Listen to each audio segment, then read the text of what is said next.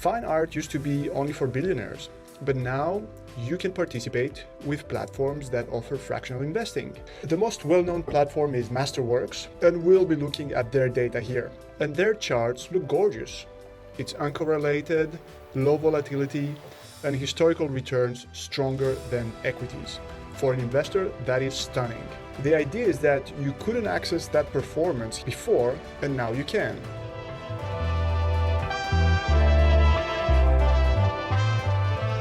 In a footnote, you can read that Masterworks does not offer securities that directly correlate to contemporary art. Why would you put a chart if it's not something that you can sell?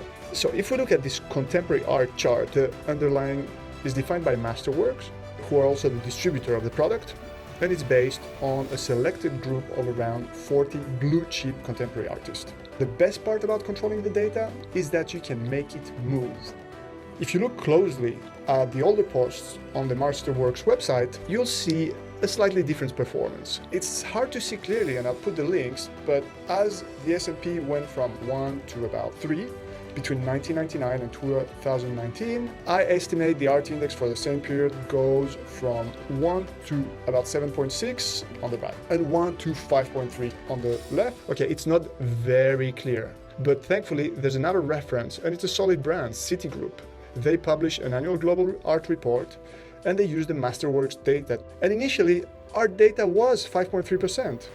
The pitch becomes, it's an asset class that's underperforming equities by over 4%. If you're a marketer, you know it's not going to sell, so you have to do something about it. So how do we jump from 5.3 to 13.6?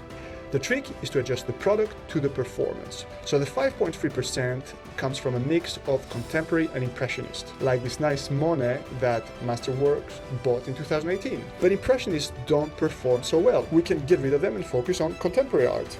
And instead of looking at anyone that's a contemporary artist, we'll select a group that we'll call blue chip, who are actually the best performers in terms of price action. And with that, we can see that we're already at 11.5, and then it needs just a bit more tweaking to reach 13.6, which is the current level. Maybe we can't trust the historical data, and it's a regression, it's complicated, but at least there's a historical track record too. If you look closely, it's just an internal estimate. Masterworks telling us that they think the prices are going up. There are great marketing skills here on display. Having stunning data is nice, but what's really great is that you're able to distribute it.